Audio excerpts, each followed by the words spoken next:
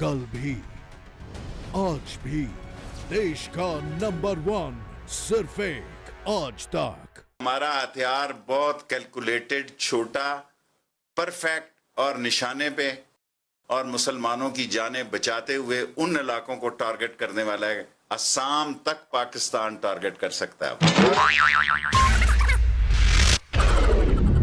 हमारे पास हर साइज का मसाला है कि हमारे पास पाव, आधा पाव का भी बम है। हमारे पास छोटी गोली भी है, चूरन की, बड़ी गोली भी है कि हमने स्मार्ट बम बनाया हुआ है जनाब। इंडिया तो चाहता है ये मर ही जाए। कौन कहता है कि जुबान कैंची की तरह चलना सिर्फ मुहावरा है? इन जनाब को देखिए, पाकिस्तान के रेलवे मंत्री हैं, मगर इनके मुल्क में रेलवे से ज्यादा इनकी जुबान दौड़ती है, वो भी बगैर किसी लाग लपेट के। जनाब बोलते हैं तो भावनाओं के ज्वार भाटे में बह जाते हैं, बोलते हैं तो बोलते ही जाते हैं, अनाप शनाप कुछ भी। देखिए ना, एक टीवी चैनल पर हाजिर हुए और लगे एटमी ख्वाबों के घोड़े दौड़ाने। अगर पाकिस्तान पर इंडिया ने हमला किया तो कन्वेंशन वॉर की कोई गुंजाइश नहीं है और ये खूनी और आखिरी जंग होगी और एटमी जंग होगी। अब इन्हें कौन समझाए कि जिस चीन के रहमो करम पर ये साहब मंत्री बने घूम रहे हैं और इनके मुल्क को निवाला मिल रहा है, वो चीन तो भारत के सामने खुद बेदम है। मगर शेख रशीद ऐसी बातें कर रहे हैं कि इसे तो गीदड़ भभकी भी नहीं कहा जा सकता, सिर्फ बचकानी बात कहकर मुस्कुराया जा सकता है। हमारा हथियार बहुत कैलकुलेटेड, छोटा, परफेक्ट और निशाने पे और मुसलमानों की जानें बचाते हुए उन इलाकों को टारगेट करने वाला है। असम तक पाकिस्तान टारगेट कर सकता है।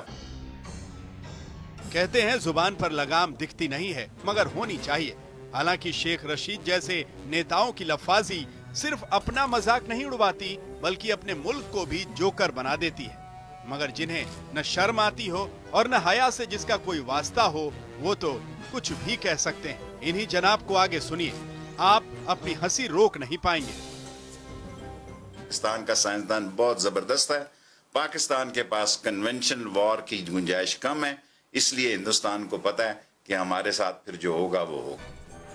मतलब पाकिस्तान के साइंसदान बढ़िया भी हैं, मगर इनके पास इतने हथियार नहीं हैं कि वो भारत से पारंपरिक युद्ध लड़ सके, इसीलिए एटमी वॉर होगी। हद ही कर दी शेख रशीद ने। वाकई, वैसे शेख रशीद अपने इसी बड़बोलेपन के लिए जाने जाते हैं, आज से नहीं बरसों से। इन्हीं साहब का ये बयान सुनिए जिसे सुनकर पूरा देश हंसा और मुस्कुराया था। हमारे पास हर साइज का मसाला है कि हमारे पास पाव, आधा पाव का भी बम है। हमारे पास छोटी गोली भी है, चूरन की, बड़ी गोली भी है कि हमने स्मार्ट बम बनाया हुआ है जनाब के पास।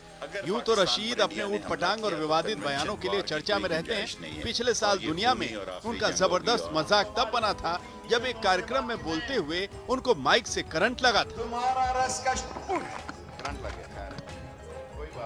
संयोग की बात थी कि जैसे ही उन्होंने भारत के प्रधानमंत्री नरेंद्र मोदी का नाम लिया था, तभी करंट लगा था। इन तस्वीरों की खूब चर्चा हुई थी। अब एक बार फिर से शेख रशीद वैसा ही माहौल बना रहे हैं। इन्हें पता है कि जो भारत चीन को दबाव में ला सकता है, उसके लिए पाकिस्तान को दबोचना कितना आसान होगा। लेकिन शेख रशीद के लतीफों का लुत्फ उठाइए और अंदाजा लगाइए कि उस मुल्क का क्या होगा जहां ऐसे मस्खरे लोग नीति नियंता बने हुए हैं।